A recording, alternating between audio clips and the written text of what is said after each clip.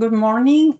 First of all, I would like to thank Dr. Teresa Gagliano for her kindly invitation and for organizing these across seminars. In this seminar, I would like to talk about the importance of using glycoprotein signature as tumor markers. The results I'm going to explain have been performed in the Biochemistry of Cancer group at the University of Girona, and some of them in collaboration with different hospitals and different research institutions you can see here. First of all, let me introduce you the current situation of the two types of cancers we are working on, prostate cancer and pancreatic cancer. Prostate cancer, as you can see here in this slide, is the most common cancer in men, and although it's associated to a good prognosis due to its high incidence, it also causes high number of deaths. In a different situation, in contrast, pancreatic cancer is not so frequent. It ranks between 10th and 8th position, depending if we look at men or woman in terms of incidence, but it's associated with very poor prognosis. So it causes a high mortality rate. So it's really important, the early diagnosis of cancer, because it allows more efficient treatments, and as a consequence, both the quality of life of patients and the survival rates improves a lot. So many efforts have to be made in this sense to search for new tumor markers for improving the cancer diagnosis. Let me remind you the definition of cancer biomarker. It's a biological molecule that can be found in body fluids like serum, urine, or tissues, and it indicates the presence of cancer or provide information about its behavior. The cancer biomarker is not only used for cancer diagnosis, but also help us in different situations, as for example, for classifying the subtype or type of cancer, also for identifying high-risk patients, for monitoring or following up a patient once it has been diagnosed, prognosis, to assess the therapeutic response against different treatment or drugs, and the detection of recurrence. As I told you, cancer biomarker is a biological molecule. There are many types of molecules that are being used as cancer biomarker, and that have been described as potential cancer biomarker, as for example, DNA methylation patterns or some mutations, different types of RNA. And in our research group focus on glycoproteins, and more specifically in the analysis of the glycosylation part, that is, the glycans are these structures here that are carbohydrate chains that are attached to the glycopeptide bonds of proteins. Okay, so why we are interested in analysis this altered glycosylation of glycoproteins? Let me explain our hypothesis. As Rosa told in previous seminar, tumor cells have altered expression pattern of glycosyl transferases that are the enzymes responsible for the synthesis of the carbohydrate chains. So these tumor cells produce some altered glycans on glycoconjugates, glycolipids, and glycoproteins. So some of these glycoproteins that are secreted into the bloodstream constitute a good source for potential tumor markers. On the right, I will summarize or I will introduce you 3 of the glycoproteins we are working with. First of all, the prostate-specific antigen.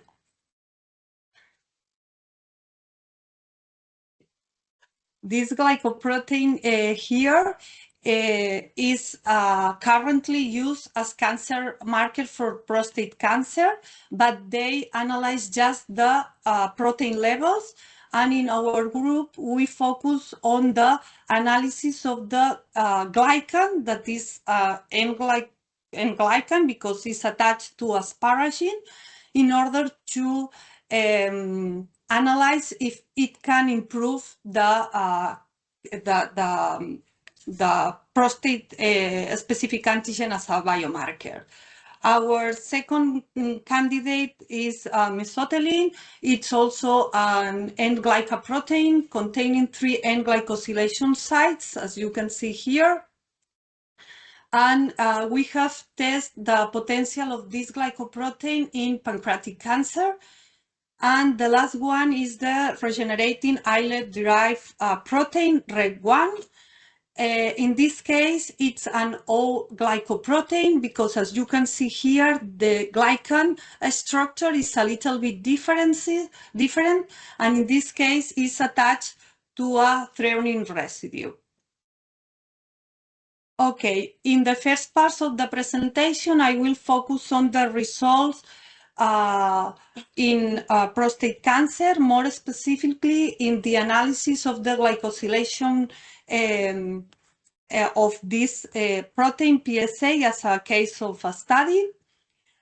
As I explained, the PSA, this protein, is currently the tumor marker used in clinics for prostate cancer diagnosis. And the reason is because in healthy prostate, this glycoprotein is only secreted into the gland, so we cannot find it on blood. Contrary, when there is a pathological situation, there is a disruption on the epithelium here, and this glycoprotein can leak to the blood and can be found or free in the bloodstream, or mainly bound to proteases inhibitors, as for example here the ACT alpha-1 anti-chymotrypsin. In this situation, we can observe an increase of the protein in blood, but it not only occurs in prostate cancer, but also in all pathological conditions, as for example, in benign prostatic hyperplasia. From now, BPH. Okay. The current cancer marker, as I explained, is the PSA testing that consists on measuring the amount of this protein on blood.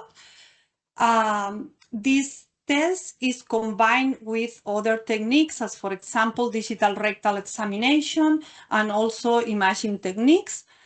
But I will focus on the case of PSA testing.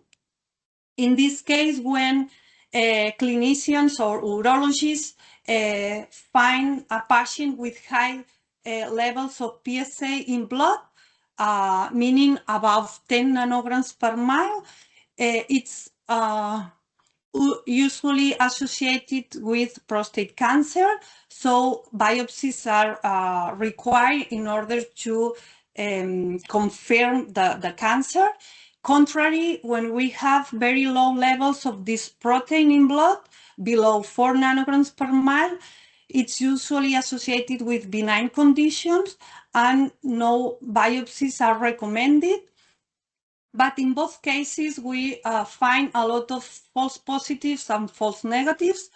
And especially the most critical situation is when we find PSA levels between 4 and 10 nanograms per mile, because in this case, there is no clear criteria to decide if perform or not a biopsy.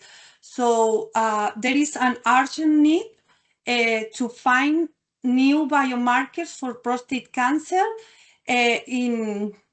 for diagnosing the benign situations, the BPH from prostate cancer, but also within prostate cancer, it's important to be able to differentiate the indolent conditions in which maybe the patient must or shouldn't be treated, just only monitored during, I don't know, every X months or every year, from the high-risk prostate cancer, in which the probability of having metastasis is very high, and in this case, very aggressive treatments should be performed.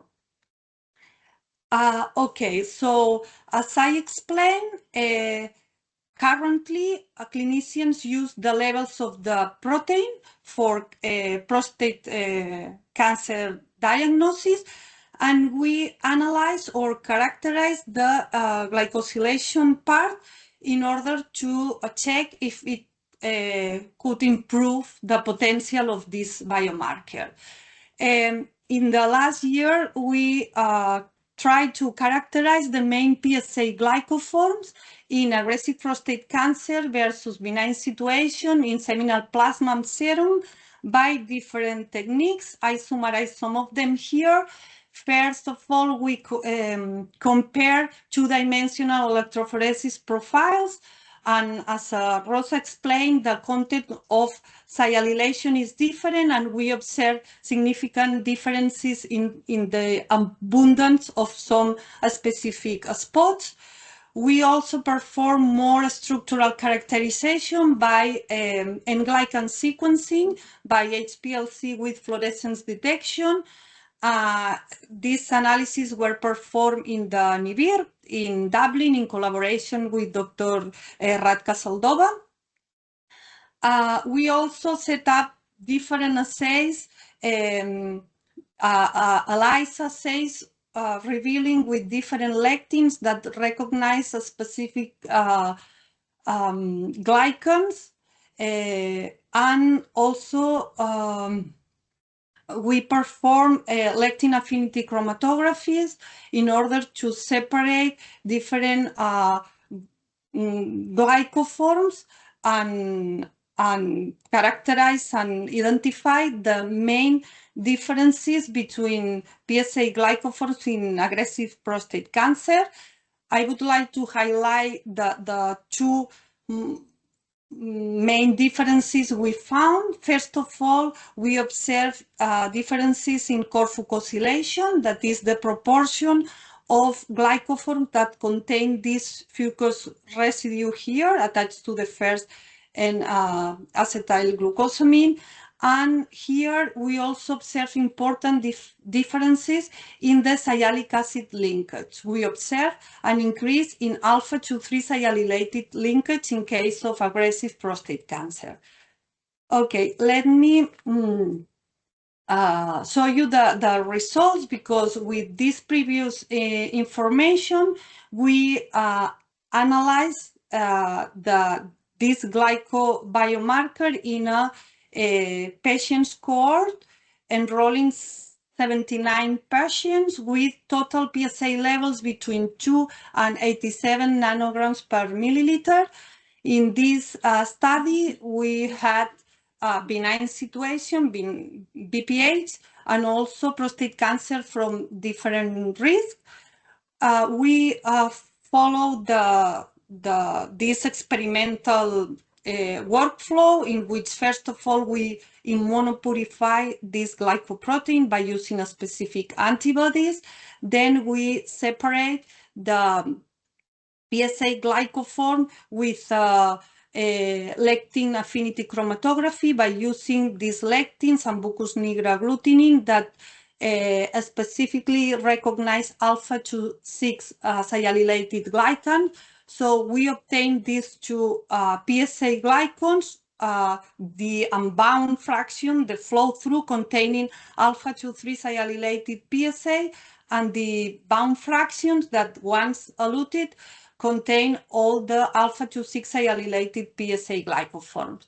then we quantify the amount of this protein in each fraction, and we calculate what we name alpha-2,3 sialylated PSA. That is the marker we are working on. Okay. The results of this biomarker in this cohort of samples were really promising, because as you can see here, this marker almost classify all the prostate cancer and show a significant increase of our biomarker with respect with benign situation and low and intermediate risk prostate cancer. And when we translate it in a raw curve analysis, in which we analyze the potential of the biomarker being an area under the curve of one, the ideal biomarker that classifies perfectly all the patients. And as you can see here, in this analysis, we obtained 0.96. That is a really good result. And we were very happy with these results. And then we decide to compare the potential of this biomarker with another biomarker that is approved by the FDA and is not currently used in routine, in urological routine in Europe, but is also commercially available. And it's named or known as FITEST. And in this test, it's the index is calculated taking into account the total PSA levels, free PSA levels, and also this truncated form that contains 2 additional amino acids in the N-terminal part, because it's a pro-PSA form. As you can see here, this biomarker also show significant differences in the same cohort of patients, and it also show an upward trend in intermediate risk prostate cancer. So as we saw that the behavior was a little bit different of the 2 biomarkers, and both work properly, we decide to combine both in a signature by performing generalized linear models with this algorithm here. And the results were really good, because as you can see here, all high-risk prostate cancer were well classified, and we only observed 3 false positives. And in case of raw curves analysis, the combination of both outperforms the individual potential of the 2 biomarkers, and we obtained 0.98 AUC. That is a very good value. With these results, we decide to validate this biomarker in a multicenter study, enrolling 4 different patients from 4 different hospitals, 3 Catalan hospitals and 1 from Germany, from Berlin. In this case, I would like to highlight that we increase a lot the number of patients, 324, but also, and what is most important here, all patients contains total PSA levels between 2 and 10 nanograms per mile. That is the real or the critical zone, as I told in the introduction, in which the urologist is difficult to decide if they are a benign situation, if it's a cancer. So it's the most important from a clinical point of view. In this cohort of samples, we have benign situation, prostate cancer of different risk, and we subgroup also patients in clinical significant and non-clinical significant, that this classification is also required for urologists because they this classification can help in the clinical diagnosis making. Again, following the same protocol, we separate the alpha-2,3 sialylated group of glycoforms and alpha-2,6 sialylated PSA glycoforms, and we calculate our biomarker, that is the percentage of PSA glycoform containing only alpha-2,3 sialic acid. And we evaluate the potential of this biomarker in these three different situations.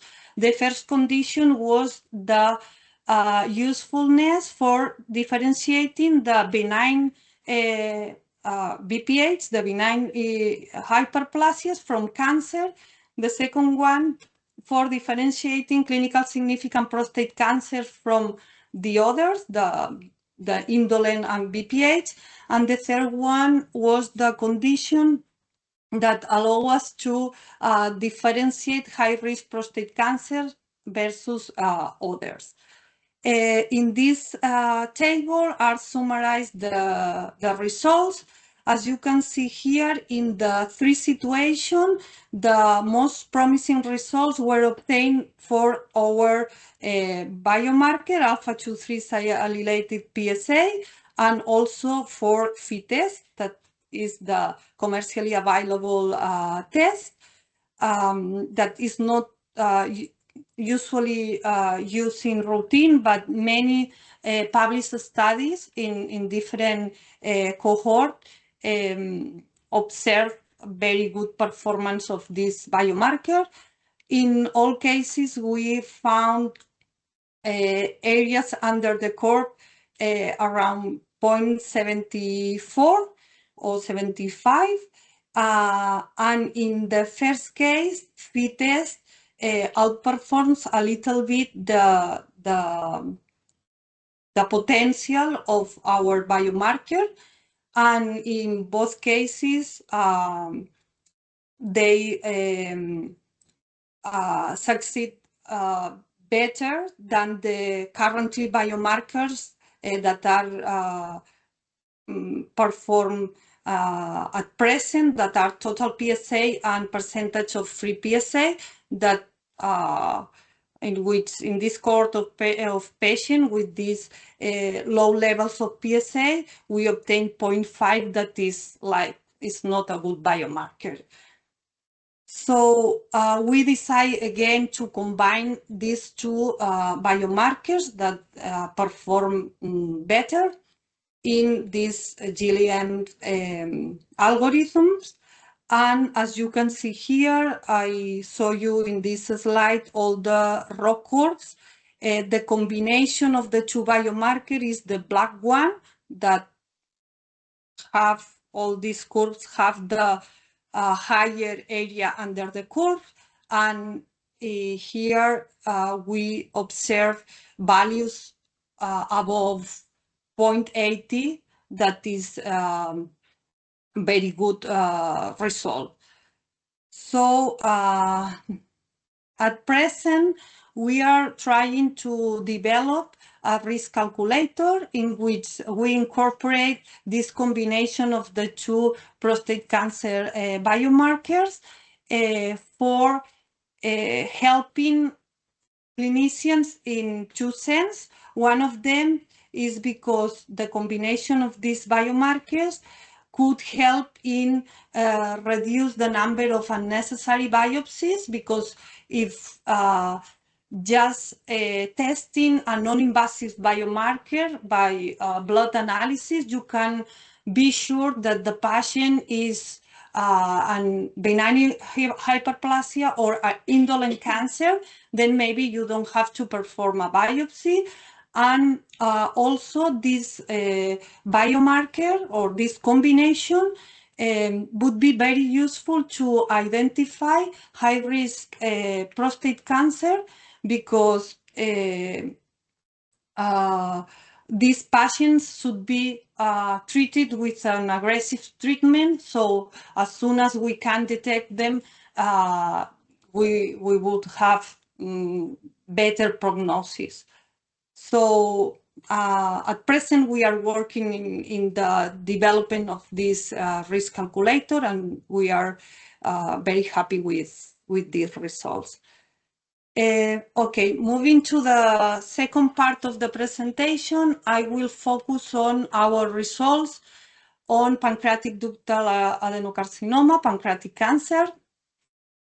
As I explained in the introduction, the early diagnosis of cancer is really important in all types of cancer, but even more in pancreatic cancer. As you can see here in this data from from Western countries, in pancreatic cancer, when the tumor is early diagnosed, meaning in a localized state, the survival is around 44%. So it's much more higher than this 3% of survival when patients are diagnosed with metastasis or in distant states. One of the main problems here is, unfortunately, no tumor markers have been validated for pancreatic cancer diagnosis. Currently, into clinics, they use the CA19-9 biomarker that is also this glycan structure that can be present in different glycoconjugates. And one of the limitations that presents this biomarker is that it's not cancer specific, because it's also increased in other benign pancreatic pathologies. And also another limitation is that it's not detectable in 5–10% of the population, because these people do not express the glycosyl transferases responsible for the synthesis of this glycan structure. So it is useful for the recurrence assessment, but not for pancreatic cancer diagnosis. Okay, one of the candidates we have analyzed in order to, or in our search for new biomarkers, is this glycoprotein here, mesothelin.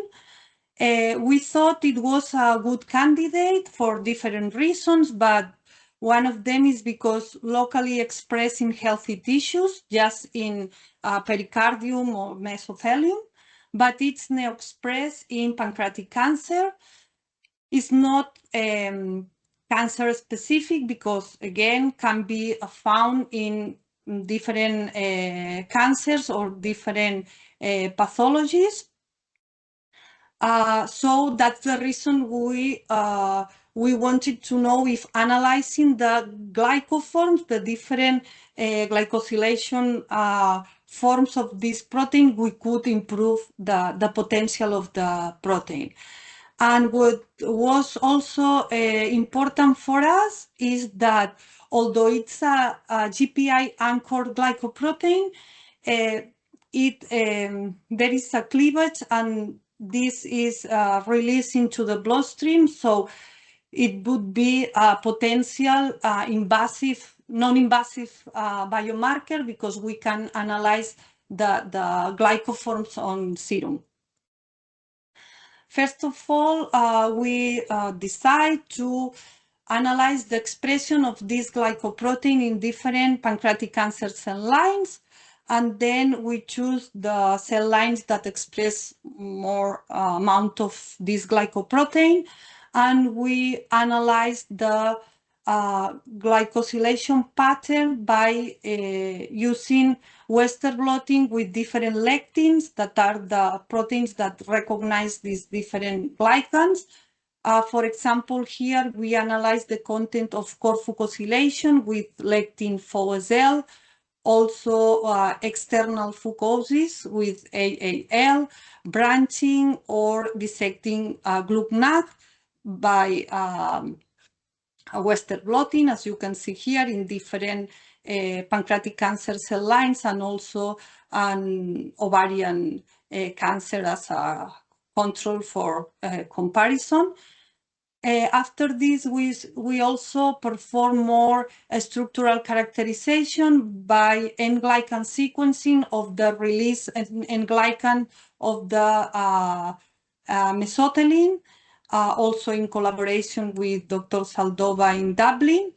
And with this, with all these analyses, we could conclude that mesothelin N-glycans or the most abundant glycoforms are complex type and mostly sialylated and corfucosylated. With this information, we set up different lectin assays with ELISA assays with lectins for trying to quantify these different glycan epitopes. From all of them, we selected the ELISA assay with FOSL, that is the lectin that allow us to quantify the corfucosylation. And what we see here is that before analyzing real serum samples, we had to perform a prepurification step by using a specific mesothelin antibody in order to clean up a little bit the sample before analyzing the glycans. Here I show you the results we obtained after analyzing this corfucosylation on mesothelin immunopurified from all these patients, a cohort of samples of 31 containing healthy patients, chronic pancreatitis and pancreatic cancer. And the results are depicted here in these graphs. Although has been described an increase in the protein levels of mesothelin in pancreatic cancer, when we analyze only the protein levels, we could not observe significant differences. However, when we analyze a specific glycoform by these ELISAs with FOSL lectin, we observe a decrease in the proportion of corfucosylated glycoforms on mesothelin in pancreatic cancer. When it was translated to the raw curves, we observed that we had area under the curve of 0.77, that it's good but not enough. So we combine this with the CA19-9, that, as I told, is the biomarker currently used for assessment for the prognosis assessment. And in this case, we achieve 0.9 values that are also promising, but our ongoing experiments are focused on the increasing the number of samples to validate the results. But at present, we are developing a new mass spectrometry methodology that is more high throughput technology in order to continue with this analysis. Okay, let's move to the last candidate that is the regenerating islet-derived protein. We analyze also its glycosylation part to check or to analyze if it could be a good pancreatic cancer biomarker. In this case, we thought it was a good candidate because it's secreted from pancreatic acinar cells, and its expression is increased in pancreatic cancer patients' serum, but also again in other benign disorders like diabetes or chronic pancreatitis. In this case, we also had to analyze two proteins because in humans are expressed two forms of the REG1 protein, REG1A and REG1B, with high homology, around 90% of amino acid identity. But in this case, we were lucky because these glycoproteins contain trypsin-sensitive cleavage here. So by trypsin digestion, we could generate one N glycopeptide. So in this case, the analysis focus on the characterization of the glycopeptides of these two REG1 variants. And in this case, as I told in the introduction, they are all glycoproteins because the glycan structures are like this I present here, that are all glycans and attached to a threonine residue. Okay, first of all, we tried to set up again the ELISA assays for monitoring for quantifying the different glycophones, but we didn't have good results in terms of limit of quantification, background. So we decided to explore a new methodology that is based on mass spectrometry, and the experimental flow we follow for analyzing these glycopeptides was a first step of the glycoprotein purification by using specific antibodies coupled to magnetic beads. After this, we eluted the protein and we performed trypsin digestion, generating these N glycopeptides of these two proteins. And after this, we analyzed by mass spectrometry.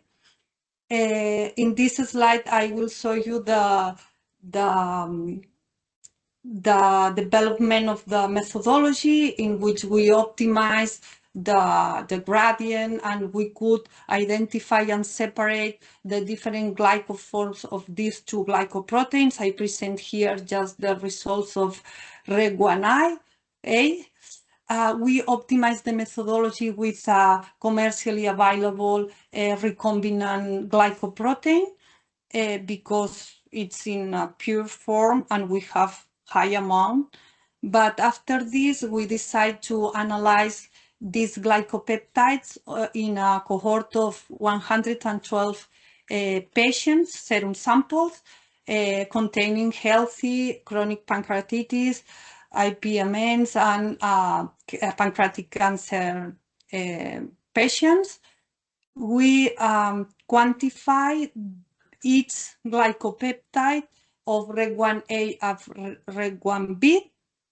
I show you as an example some of the glycopeptides we observe more significant, but by using individual glycopeptides, we observe an areas under the curves around 0.7. That is good. We observe significant differences, but not enough for a cancer biomarker.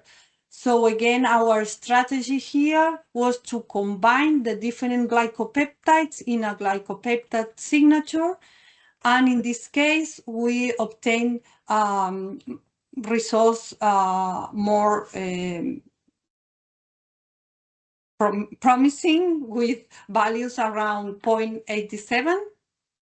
And again, if we combine our glycopeptides signature of the five different glycopeptides with the currently used biomarker in clinics, that is CA19-9, we arrive until 0.94, that in this case, yeah, it's a very good result to think in a potential clinical translation. In parallel, we are collaborating with a metabolomics research group from the Hospital del Mar Research Institute in Barcelona. And by using the same methodology, the same equipment, that is a triple quadruple mass spectrometer, they analyze some of the serum samples we have previously analyzed for the glycopeptide signature, and they also obtained that there are specific metabolites that were significantly increased in pancreatic cancer with an area under the curve of 0.86. And we had for this cohort of sample that it was a little bit shorter than our cohort. We obtained 0.8, and we decided to combine all these signatures because they analyze different things like glycopeptides in this signature, but also metabolites in this other signature. And we put all together in an algorithm. And as we can see here, we obtain a very good area under the curve with 0.95. That is also very promising because in this case, we only observed 3 false positives and 5 false negatives. And ongoing studies are trying to increase in a larger cohort of samples, analyzing both signatures and combine all together in order to validate it and see if it can be translated into clinics. So to sum up, I would say that the analysis of glycoproteins is really used and should be taken into account in the search for new cancer biomarkers, not only these 2 kinds of cancers, but also others. But maybe as a take-home message, maybe it's not enough to analyzing one glycoprotein or one metabolite. The most useful strategy would be to combine all these different metabolites, glycoproteins, or different omics to develop a risk calculator for perform very better diagnosis of cancer patients. And finally, I would like to thank all members of our Biochemistry of Cancer group, also members from different hospitals that are involved in these studies, Hospital del Mar Research Institute, Niver from Dublin, funding of this project, and thank you very much for your attention.